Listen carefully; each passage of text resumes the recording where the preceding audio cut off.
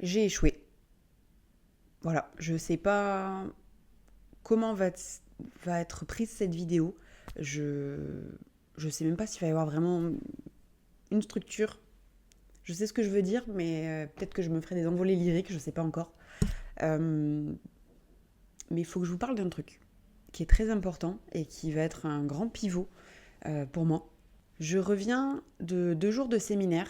Ça a été 2 jours très intenses. Et pendant une des conférences, il y a une des conférencières, Alice, qui nous a demandé de partager un de nos derniers échecs. Et en fait, je vous avoue que je me suis mis à pleurer. Voilà. La question m'a frappé tellement fort. Je pense que mon inconscient avait juste besoin qu'on pose cette question pour que ça puisse sortir, clairement. Cette dernière année, j'ai eu l'impression d'avoir échoué dans mon rôle de bras droit. Et je vais vous expliquer un peu plus pourquoi j'ai eu ce sentiment d'échec et pourquoi ça l'est pas tellement, même si pour moi c'est le cas. Et comment je vais aussi essayer d'éviter de prochains échecs, à la fois pour moi, pour les dirigeantes. Voilà, on va parler de tout ça. Pour la petite histoire, j'ai accompagné depuis septembre 2024 plusieurs dirigeants et dirigeantes qui ont tous le même profil.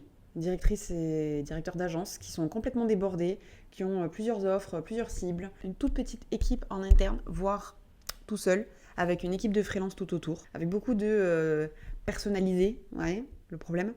Et puis plusieurs canaux de communication, plusieurs projets à lancer en même temps. Et puis toujours un objet brillant nouveau, donc il faut y aller. Voilà. Multicasquette dans la même journée, toujours envie d'en faire plus. Enfin, je vous en dis pas plus, je pense que vous connaissez. Et puis surtout leur phrase préférée qui revient tout le temps et qui finalement finissait par être un slogan à ce niveau-là, qui était je suis désolée, j'ai pas eu le temps. Voilà. Je suis désolée, j'ai pas eu le temps. Tu sais, le sourire en public et puis en interne, le matin, on se demande pourquoi on se lève. On n'en est pas loin, quoi. On est même complètement là-dedans. Après quelques mois d'accompagnement avec moi, elles ont fini par craquer. Burn-out, épuisement, appelle ça comme tu veux. Ton chat, tu l'appelles comme tu veux, ça reste un chat. Voilà. Le problème, c'est qu'on avait beau mettre en place des choses. Parfois, quand t'as une voiture qui lançait beaucoup trop vite, t'as beau freiner de tous tes forces sur la pédale de frein, tourner le volant comme tu peux, le crash, il est inévitable. Voilà. Et en fait, j'étais là pour soulager. J'ai eu l'impression d'avoir chié dans ma mission. Après, j'ai fini par comprendre que si elles ont réussi à craquer, alors que ça fait des années qu'elles sont sous pression, c'est aussi parce qu'elles avaient un bras droit qui lui permettait de faire ça.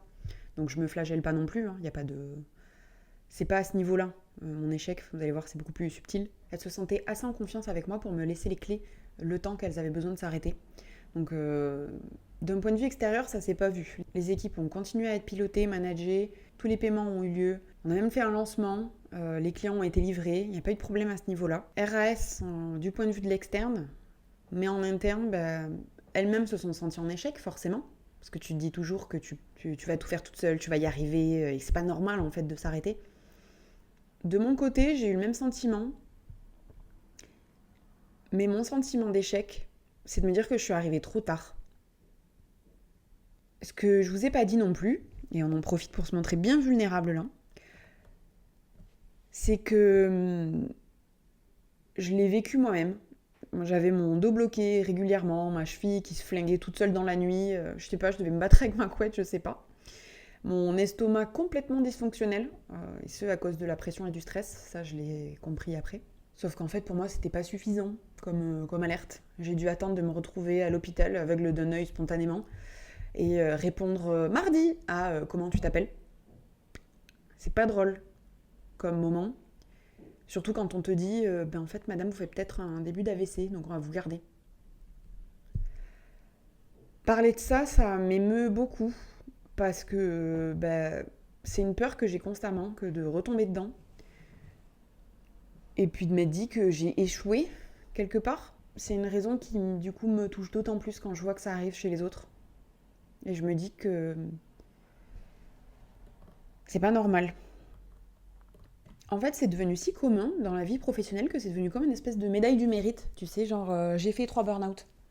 Non, c'est pas normal en fait. Jusqu'à quand on va normaliser ça? C'est pas ok. Ce n'est pas ok. Si je me suis lancée dans l'accompagnement de dirigeantes en tant que leur bras droit, c'est aussi pour qu'elles évitent de se manger le mur. Et c'est en ça que j'ai échoué. Ces 2 derniers jours, j'ai enfin compris quelque chose d'essentiel. C'est que si je veux arrêter d'arriver trop tard, il faut que j'y arrive plus tôt. J'avais la solution sous le nez depuis quelques mois maintenant, mais je ne l'avais pas conscientisée à ce point-là. Sache que dans ma vie, il y a un truc qui se passe et je pense que ça doit arriver à d'autres gens. C'est possible qu'on en parle. Voilà, c'est presque un peu mystique à ce niveau-là. Mon cerveau bosse sur un projet, même si ça répond pas à la solution et ça répond pas exactement à ce qu'il faut que je fasse. Mon cerveau, il a un grand panneau comme ça en me disant mais va par là, c'est là qu'il faut aller. Puis après, j'ai le déclic, ça s'apaise et je comprends pourquoi je bossais là-dessus. Cette fois-ci, c'est pareil. Ça fait quelques mois que j'ai commencé à imaginer et conceptualiser un accompagnement hybride avec une partie en asynchrone et une partie en live, mêlant du minimalisme stratégique, du développement personnel et du business management, évidemment. Ça, c'était pas un format pour des dirigeantes qui étaient déjà débordées. Par contre, c'est un format pour les solopreneurs qui savent qu'ils ont une charge de travail qui leur permettrait de pouvoir commencer à déléguer, commencer à embaucher et à switcher du modèle solopreneur au modèle agence. Vous vous rappelez, si je veux pas arriver trop tard, c'est qu'il faut que j'arrive plus tôt. C'est ça la solution. Si je veux participer à mon échelle à la fin de cette hustle culture, de l'hyper-productivité, du toujours plus, et surtout du burn-out comme passage obligatoire dans une vie professionnelle, je dois aider à ce qu'on construise des modèles d'agence qui sont rentables, qui sont kiffants et qui sont respectueux pour le dirigeant sur le long terme. Le modèle que j'avais commencé à concevoir, No Plan B Agency, il s'y prête totalement. C'est la solution que j'avais sous les yeux sans m'en rendre compte. Merci à mon cerveau. Et aujourd'hui, je suis tellement fière de me dire que j'ai un message qui me dépasse complètement et que là, je vais l'assumer pleinement et essayer de le porter aussi loin que je peux. Et c'est le moment où je vais avoir besoin de toi. Si tu connais un solopreneur dans le secteur de la com qui sent qu'il doit passer au modèle agence, ou en tout cas commencer à déléguer et à se structurer pour continuer à se développer, ou si tu es concerné toi-même, contacte-moi. Dis-lui de me contacter. Il est temps de lancer ce programme et je vais avoir besoin de bêta-testeurs pour co-créer ce mouvement. Rejoins-moi, rejoins le mouvement et participe au changement.